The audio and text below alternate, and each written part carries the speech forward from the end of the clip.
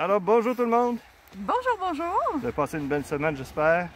Alors, deuxième vidéo. Nous sommes installés présentement sur notre petit lac qui est gelé.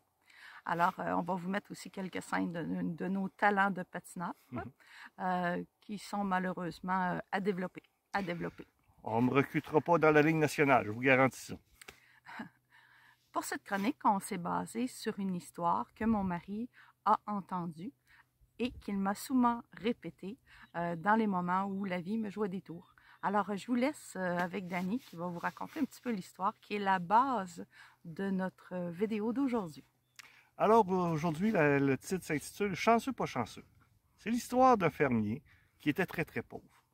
Il était veuf et avait avec lui son jeune garçon de 17 ans. Il était un fermier, donc tout ce qu'il possédait, c'était une terre, un cheval, puis une modeste demeure. Alors, un bon matin, son cheval saute par-dessus la clôture et s'en va. Alors, le voisin débarque et dit « Ah, pas chanceux, mais qu'est-ce que tu vas faire? Pas de cheval pour labourer ta terre, mais ça n'a pas de sens. Je ne sais pas comment tu vas faire. » Et le fermier lui répond « Chanceux, pas chanceux, je ne le sais pas. » Alors, la semaine suivante, le cheval revient, mais avec derrière lui 50 chevaux sauvages.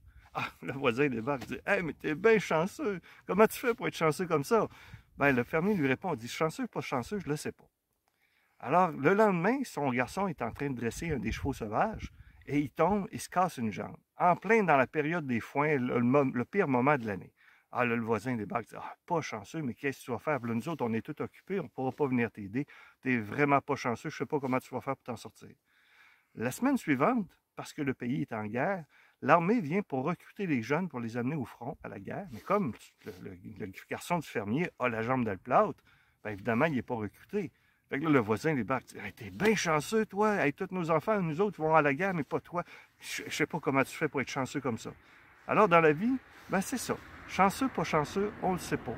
Donc, il nous arrive des événements qui, parfois, on pense que c'est la pire catastrophe qui peut nous arriver. Puis, oups, ça vire dans un drôle de sens, un sens avantageux pour nous.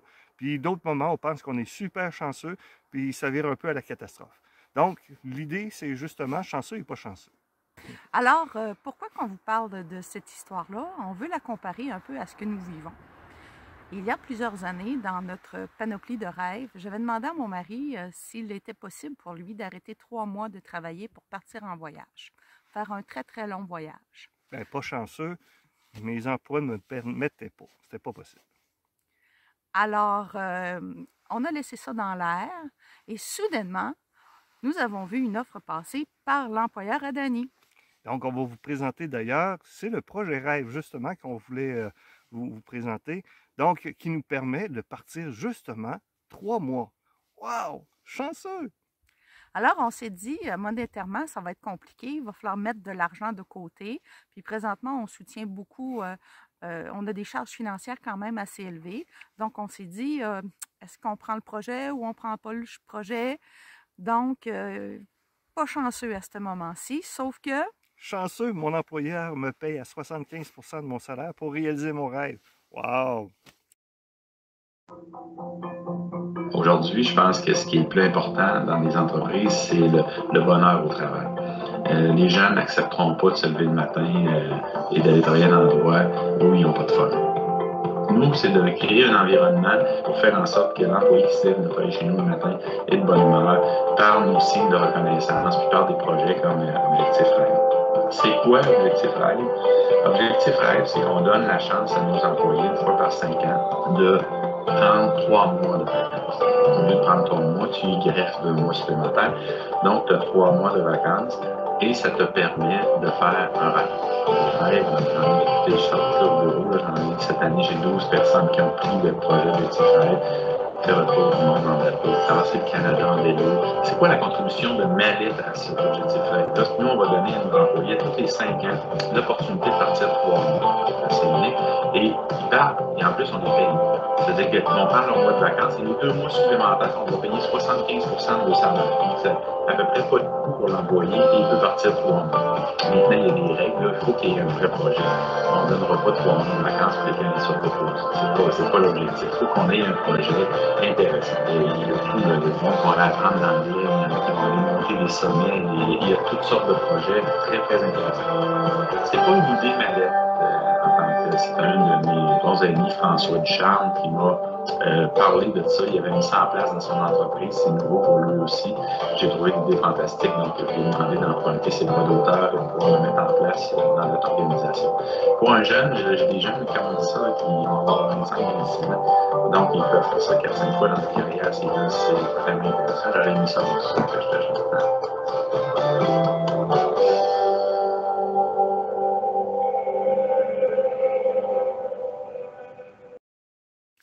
Alors, on installe notre projet, on travaille fort, on commence à faire les réservations. On s'installe pour un super projet, on part pour 3 mois, on a le vent dans les voiles, on est heureux, les réservations vont bien, tout concorde bien. Je me présente Daniel André, je suis conseiller en gestion chez Mallette, spécialisé en coût de revient. Notre rêve initial, c'était de partir en croisière 80 jours, faire ce qu'on appelle un tour du monde.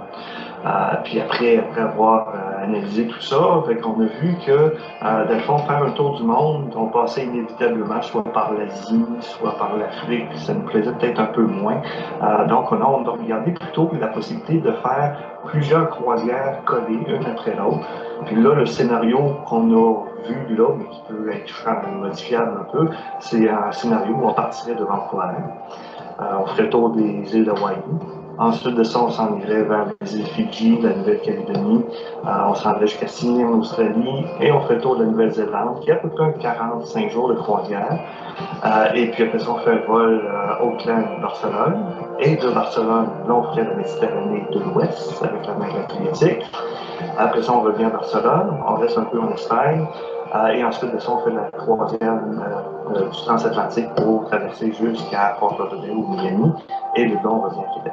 À la base, là, c'est du plaisir. Donc, il faut comprendre que ces croisières-là, tout se déroule en anglais. En termes d'immersion anglaise, on ne peut pas avoir mieux. On va être 3 mois totalement en anglais, puis juste totalement en anglais, puis des fois, on côtoie des Espagnols, on côtoie des Italiens, quoi.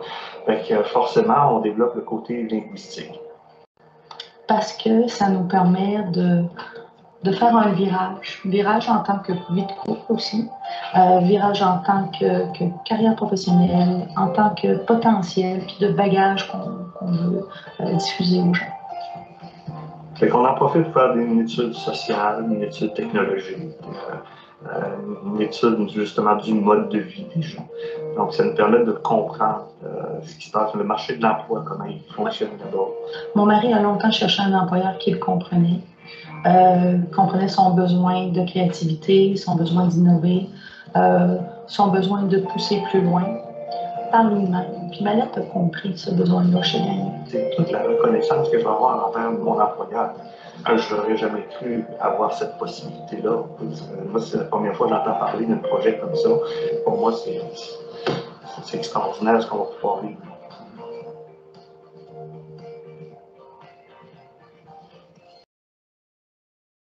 Alors? Pas chanceux, le COVID-19, pandémie mondiale, donc plus possibilité de voyager à travers le monde, ou du moins, c'est assez risqué de continuer à faire les voyages qu'on voulait faire, étant donné que surtout qu'on voulait faire quelques croisières. Vous comprenez que dans le contexte, on oublie ça.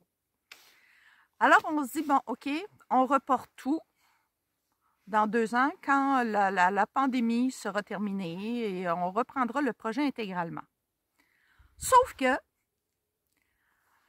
l'offre passe à nouveau et l'employeur de Danny nous dit est-ce que vous maintenez le projet ou vous reportez? Alors, on s'est regardé. Oui, puis là, dans la crainte que le projet soit annulé, on s'est dit on le fait quand même. Bon, on va juste changer notre projet rêve, mais on va le faire pareil. On est habitué à avoir beaucoup de résilience dans nos trucs, nos aventures, donc on s'est dit OK, on le fait pareil. Là, on s'est compté chanceux que le projet ne soit pas annulé. Qu'on ait la possibilité de choisir entre le reporter ou le faire. Mais le compteur des âges, il est présent. Et reporter, on ne sait pas ce que l'avenir nous réserve. Donc là, on se compte chanceux d'avoir dit oui, puis de le faire.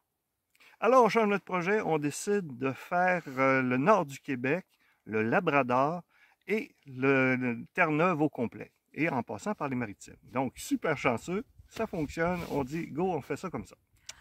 Pas chanceux, les frontières ferment au niveau des Maritimes, puis d'une manière assez catégorique et drastique, avec peu d'espoir que ça réouvre dans les prochains mois.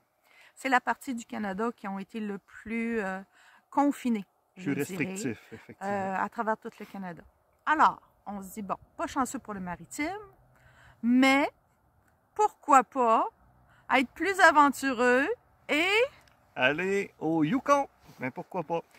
Donc, chanceux, on décide de changer notre itinéraire voyage, et aussi chanceux parce qu'on vit dans un pays... qui est grand. Très, très grand. Donc, tout ce qu'on sait, c'est qu'on part par voie terrestre. On est chanceux. On a beaucoup d'équipements, comme vous avez vu, qui nous permettent de le faire. Pas chanceux d'une certaine manière parce que on ne peut pas anticiper ce qui va être ouvert et fermé, mais très chanceux parce que le Canada est un très grand pays. Il y a énormément de places à découvrir et nous sommes des amants de la nature, des amants de l'eau, des amants de la faune. Alors, on vous amène avec vous, on vous amène avec nous, pardon. On vous amène avec nous. On vous amène avec nous et vous allez découvrir en même temps que nous, doucement, tranquillement, la destination, puis les choix qu'on fait. Donc, en somme, dans la vie, chanceux, pas chanceux. On ne sait pas.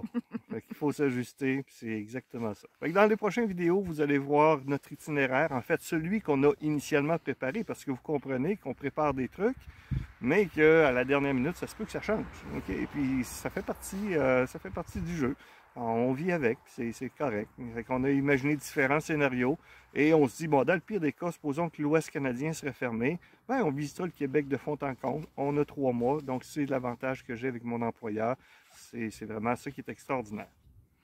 C'est important, comme vous l'avez déjà vu, d'avoir des rêves et de laisser la vie nous aider à les improviser. Bonne semaine! Bonne semaine!